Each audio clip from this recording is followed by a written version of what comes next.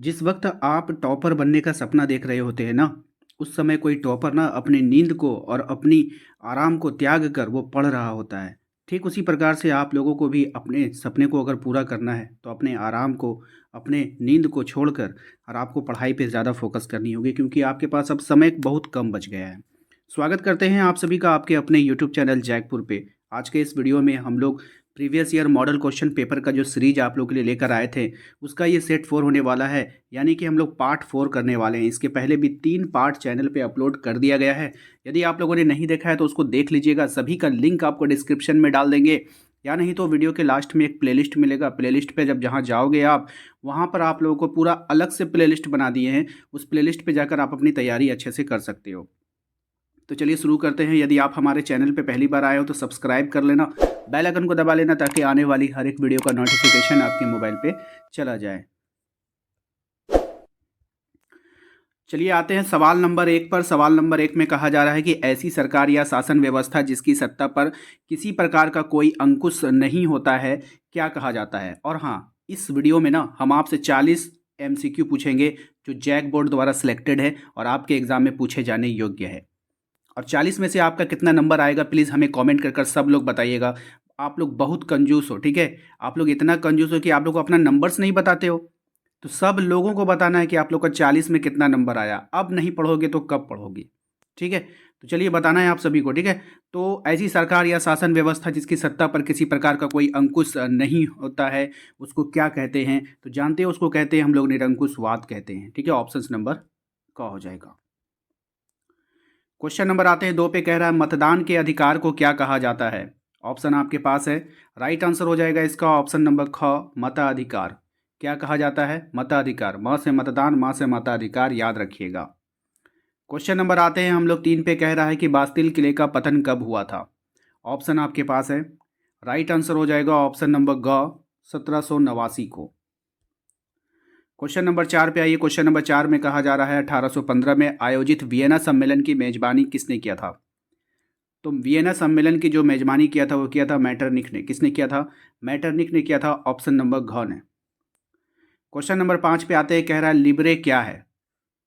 तो लिब्रे जो थी बाबू, वो क्या था? एक फ्रांसीसी मुद्रा थी। क्या थी? एक फ्रांसीसी मुद्रा थी। ऑप्शन नंबर क इसका राइट आंसर होगा। क्वेश्चन नंबर आते हैं 6 पे। क्वेश्चन नंबर 6 में कहा जा रहा है कि गांधी इरविन समझौता कब हुआ था। यानी ये जो समझौता हुआ था ये कब हुआ था। ऑप्शंस आपके पास है। 4 ऑप्शंस दिया गया है। चारों में से आपको एक आंसर चुनना है। तो राइट आंसर हो जाएगा 5 मार्च 1931, ऑप्शन नंबर ख। नेक्स्ट सवाल पे आते हैं। क्वेश्चन नंबर 7 पे कहा जा रहा है कि गांधी जी को पहली बार राष्ट्रपिता कहकर किसने संबोधित किया था। मोस्ट इंपॉर्टेंट सवाल है और ये एक सवाल आपके एग्जाम में बार बार पूछता है। राइट आंसर हो जाएगा ऑप्शन नंबर क, सुभाष चंद्र बोस ने। क्वेश्चन नंबर 8 पे आते हैं। कहा जा रहा है कि गीतांजलि किसकी रचना है। ये जो गीतांजलि है बाबू, ये किसकी रचना है आपको बतानी है। 4 ऑप्शंस आपको दिख रहे होंगे। इन चारों में से आप बताना है आपको राइट आंसर। तो राइट आंसर हो जाएगा ऑप्शन नंबर क, रविंद्रनाथ टैगोर की। क्वेश्चन नंबर आते हैं 9 पे। कहा जा रहा है कि हिंदुस्तान सोशलिस्ट रिपब्लिकन आर्मी की स्थापना किसने किया था। तो हिंदुस्तान सोशलिस्ट रिपब्लिक आर्मी की जो स्थापना किया था वो किया था भगत सिंह ने, ठीक है। किसने किया था? भगत सिंह ने किया था ना। नेक्स्ट सवाल है हमारा। क्वेश्चन नंबर 10 पे आते हैं। कहा जा रहा है कि भारतीय संविधान कब बनकर तैयार हुआ। संविधान कब बनकर तैयार हुआ, याद रखिएगा। तो ये बनकर तैयार हुआ 26 नवंबर 1949 को। लेकिन अगर पूछ ले आपसे एग्जाम में कि ये लागू कब हुआ था, तो आपको यहाँ पर बताना है 26 जनवरी 1950।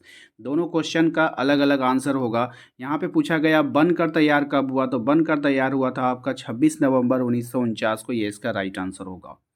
क्वेश्चन नंबर आते हैं हम लोग 11 पे। कहा जा रहा है कि आपके घर में एक दूध देने वाली गाय है, आप इसे किस तरह का संसाधन मानेंगे। भाई दूध देने वाली गाय है तो दूध दे रही है तो वो जिंदा है, तब तो जैव संसाधन, ठीक है। ऑप्शन नंबर क। क्वेश्चन नंबर 12 पे आते हैं। कहा जा रहा है कि जिस भूमि पर खेती की जाती है उसे क्या कहते हैं। कृषि योग्य भूमि कहेंगे, बंजर भूमि कहेंगे, चारागाह कहेंगे, या फिर वन भूमि कहेंगे। तो राइट आंसर हो जाएगा इसका ऑप्शन नंबर क, कृषि योग्य भूमि। क्वेश्चन नंबर आते हैं हम लोग 13 पे। यहाँ पे कहा जा रहा है कि बांगर और खादर किस मिट्टी के प्रकार हैं। बांगर और खादर किस मिट्टी के प्रकार हैं। तो राइट आंसर हो जाएगा जलोढ़ मिट्टी के प्रकार हैं। यहाँ पर आप लोगों को कमेंट बॉक्स में बताना है कि नवीन जलोढ़ मिट्टी को क्या कहते हैं। ठीक है, कमेंट बॉक्स में सब लोग कमेंट कर दीजिए। क्वेश्चन नंबर 14 में कहा जा रहा है कि संयुक्त वन प्रबंधन की 1988 में औपचारिक शुरुआत किस राज्य से हुई थी। संयुक्त वन प्रबंधन 1988 की औपचारिक शुरुआत किस राज्य से हुई थी आपको बतानी है। राइट आंसर हो जाएगा ऑप्शन नंबर सी, यानी ऑप्शन नंबर ग, उड़ीसा। ठीक है, क्वेश्चन नंबर आते हैं हम लोग 15 पे। किस पे आएंगे बाबू? 15 पे आएंगे। ठीक है, क्वेश्चन नंबर 15 में कहा जा रहा है कि वन विभाग के अनुसार कुल वन क्षेत्र का 1/3 हिस्सा किस वन का है। तो किसका होगा ये आपको बताना है। तो राइट आंसर हो जाएगा रक्षित वन का, ऑप्शन नंबर ख। क्वेश्चन नंबर आते हैं 16 पे। कहा जा रहा है भारत में 5% धनी लोग कितने प्रतिशत गरीब लोगों के बराबर संसाधन का उपयोग करते हैं। राइट आंसर हो जाएगा 25%, यानी ऑप्शन नंबर क।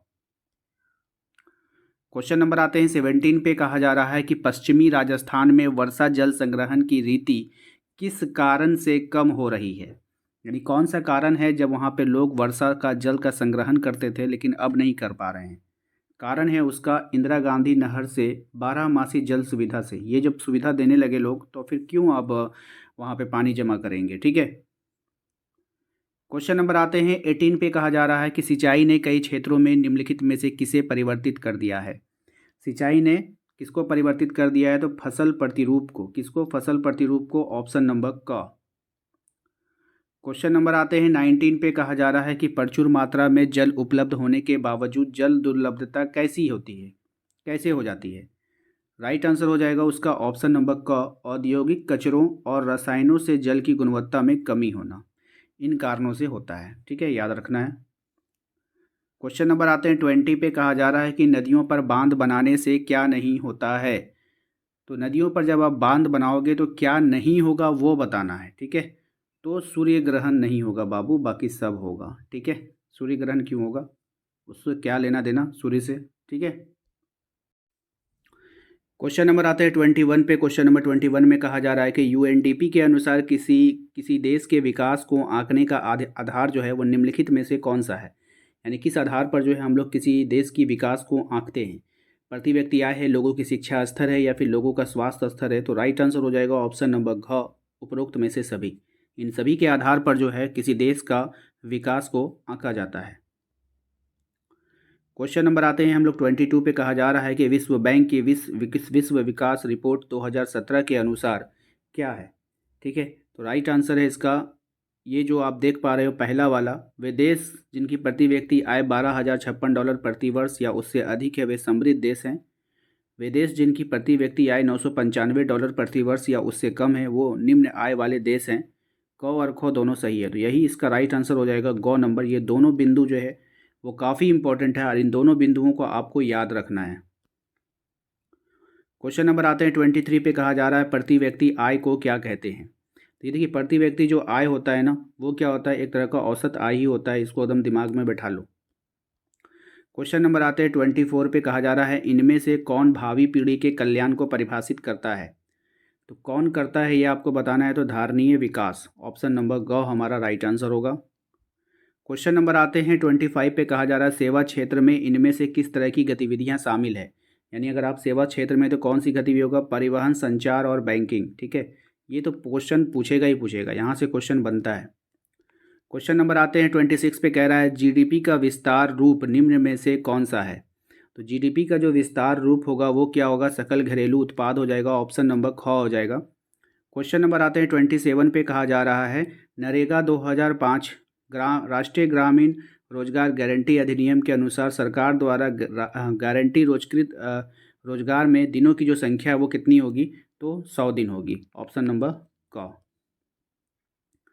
क्वेश्चन नंबर 28 में कहा जा रहा है सवेतन छुट्टी का प्रावधान किस क्षेत्र में होता है। तो सरकारी यानी संगठित, स्व से सरकारी, स्व से संगठित, याद रखिएगा, ऑप्शन नंबर ख। क्वेश्चन नंबर आते हैं 29 में। अल्प बेरोजगारी उस अवस्था में पाई जाती है जब लोग, अल्प बेरोजगारी याद रखिएगा, अल्प बेरोजगारी की बात कर रहा है। तो राइट आंसर होगा अपनी कार्य क्षमता से कम कर रहे होते हैं। ठीक है, अपनी कार्य क्षमता से कम कर रहे होते हैं, कम कार्य कर रहे होते हैं, ऑप्शन नंबर ग इसका राइट आंसर होगा। क्वेश्चन नंबर आते हैं 30 पे, कह रहा है उत्पादन और उपभोक्ता के बीच संबंध कौन स्थापित करेगा। तो कौन स्थापित करता है ये आपको बताना है। तो तृतीय क्षेत्रक जो होता है वो उत्पादन और उपभोक्ता के बीच कोई संबंध स्थापित करता है। क्वेश्चन नंबर आते हैं 31 में, कहा जा रहा है कि नियंत्रण एवं संतुलन की व्यवस्था का संबंध सत्ता की साझेदारी के निम्न में से किस रूप से है। राइट आंसर हो जाएगा ऑप्शन नंबर को सत्ता का क्षैतिज वितरण। ठीक है, याद रखिएगा। क्वेश्चन नंबर 32 पे आते हैं, कह रहा है साथ आकर संघ बनाने का उदाहरण निम्न में से कौन सा देश है। निम्न में से कौन सा देश था। ठीक है, तो राइट आंसर हो जाएगा इसका ऑप्शन नंबर ग, संयुक्त राज्य अमेरिका। क्वेश्चन नंबर आता है 33 पे, कहा जा रहा है भारत में विकेंद्रीकरण के तहत कई ग्राम पंचायतों को मिलाकर किसका गठन होता है। तो कई ग्राम और पंचायतों को मिलाकर पंचायत समिति का गठन होता है, याद रखना है। क्वेश्चन नंबर 34 पे आओ, कह रहा है सत्ता का विकेंद्रीकरण निम्न में से कौन शामिल है। तो सत्ता के विकेंद्रीकरण में कौन शामिल है। केंद्र सरकार, राज्य सरकार और स्थानीय सरकार। ऑप्शन नंबर घ हमारा राइट आंसर होगा। क्वेश्चन नंबर आते हैं हम लोग 35 पे, कहा जा रहा है नगर निगम के प्रधान को क्या कहा जाता है। तो मेयर कहा जाता है। क्या कहा जाता है, मेयर कहा जाता है। ऑप्शन नंबर ग हो जाएगा। क्वेश्चन नंबर आते हैं 36 में, कहा जा रहा है बोल्विया की सरकार ने कोचबंबा शहर में जलपूर्ति का अधिकार किसे बेच दिया था। तो ये जो अधिकार है उसने बेच दिया था बहुराष्ट्रीय कंपनी को। ऑप्शन नंबर ग इसका राइट आंसर होगा। क्वेश्चन नंबर आते हैं 37 में, कहा जा रहा है निम्न में से कौन असत्य है, यानी कि कौन गलत है, आपको पहचानना है। सबको पढ़ लीजिए चारों ऑप्शन को। तो इसमें से जो गलत है वो है आपका व्यवसाय समूह अक्सर पेशेवर लॉबिस्ट नियुक्त करते हैं, ये गलत है। क्वेश्चन नंबर आता है 38 में, कहा जा रहा है भारत में केंद्र में गठबंधन सरकार की शुरुआत किस दशक में प्रारंभ हुआ था। तो भारत में केंद्र में गठबंधन जो है 1990 में आरंभ हुआ था। ऑप्शन नंबर घ। क्वेश्चन नंबर आते हैं 39 में, कहा जा रहा है कि भारत में अवशिष्ट विषय किसके अधिकार क्षेत्र में है। तो भारत का जो अवशिष्ट विषय है वो किसके अधिकार क्षेत्र में है। तो केंद्र सरकार के अधिकार क्षेत्र में है। ऑप्शन नंबर क हो जाएगा। भारतीय संघवाद का तीसरा स्तर कौन सा है। तो भारतीय संघवाद का जो तीसरा स्तर है वो स्थानीय सरकार है। ऑप्शन नंबर ग। तो उम्मीद करते हैं कि आप लोगों को आज का ये वीडियो पसंद आया होगा। वीडियो पसंद आया तो प्लीज़ वीडियो को लाइक करना है। चैनल पे पहली बार आए तो सब्सक्राइब करके बेल आइकन को दबा लीजिएगा ताकि हर एक वीडियो का नोटिफिकेशन आपके मोबाइल पे चला जाए। मिलते हैं अगले वीडियो में। Thank you.